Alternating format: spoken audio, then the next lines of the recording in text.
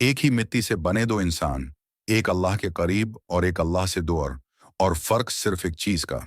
एक शहर में दो दोस्त रहते थे, बचपन साथ गुजरा, एक ही गली, एक ही स्कूल, एक ही मुस्कुराहट।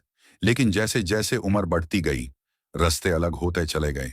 एक दीनदर बन गया और दूसरा बेदीन। सुबह का वक्त आता तो दीनदर की आंख खुलती ही सबसे पहले अल्लाह का नाम जुबान पर होता, वुजू करता, नमाज के लिए खड़ा होता। उसके सजों में बोझ नहीं होता, बल्कि सुकून होता। उसका दिल कहता था कि मैं कमजोर हूं, लेकिन मेरा रब बहुत बड़ा है। दूसरी तरफ बिदीन की सुबह होती तो मोबाइल की रोशनी आंखों में होती, नोटिफिकेशंस, दुनिया की रेस। नमाज के लिए कहता अभी वक्त है, बाद में देख लेंगे, और ये बाद में कभी आता ही नहीं था। वक्त गुजरता गया, दीनदर के कपड़े सादत है, जेब में पैसा कम था, लेकिन चेहरे पर इत्मीनान था। जब भी कोई मुश्किल आती, वो सिर उठा कर कहता, अल्लाह सब देख रहा है और अल्लाह बेहतर करेगा। बिदीन के पास पैसा था, गाड़ी थी, लोगों की तारीफ थी, लेकिन रात को जब सब सो जाते तो उसका दिल बेचैन होता। हंसता महफिल में था, लेकिन तन्हे में खुद से सवाल करता कि सुकून क्यों नहीं मिलता। दीनदार जब गलती करता तो फौरन पलट आता, आंखों से आंसू गिर जाते हैं, सजदे में गिर कर कहता, या अल्लाह मैं तेरा बंदा हूं, मुझे छोड़ना मत। जबकि बिदीन गलती को गलती ही नहीं समझता, नफ्स को समझाता कि सब ठीक है, सब ऐसा ही करते हैं। फिर जिंदगी ने दोनों को इम्तिहान में डाला। दीनदर पर तंगी आई, रोजगार कम हुआ, लोग दूर हुए, लेकिन नमाज न छूती, सजदा न छूता, और इसी सजदे ने उसे संभाले रखा। बिदीन पर भी इम्तिहान आया, पैसा होने के बावजूद सुकून चला गया, रिश्ते कमजोर हो गए, लेकिन उसने अल्लाह की तरफ रुजू नहीं की।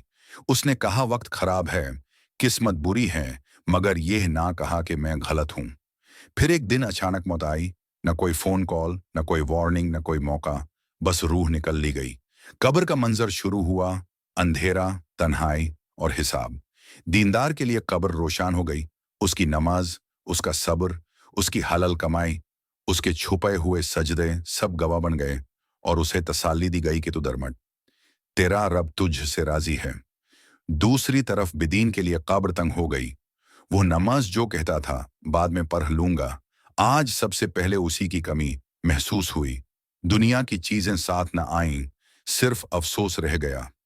फिर कयामत का दिन आया, वो दिन जब सूरज करीब होगा, पसीना बह रहा होगा, लोग अपनी फिक्र में गुम होंगे, और फरिश्ते पुकार कर कहेंगे, सबसे पहला सवाल नमाज। उस दिन सच समझ आया कि दीनदर कोई फरिश्ता नहीं था। वो भी गलती करता था, वो भी कमजोर था, लेकिन वो झुकता था, पलट आता था, और अल्लाह के दर पर गिर जाता था। और बेदीन इसलिए नहीं डूबा कि उससे सिर्फ गुनाह हुआ है, बल्कि इसलिए डूबा कि उसने झुकना छोड़ दिया, उसने सजदा छोड़ दिया, उसने अपने रब से रिश्ता तोड़ दिया। इस कहानी का सबक यह है कि दीनदर और बेदीन में फर्कदारी या कापरोन का नहीं होता। फर्क सिर्फ इतना होता है कि कौन अल्लाह के सामने झुकता है और कौन अपने नफ्स के सामने।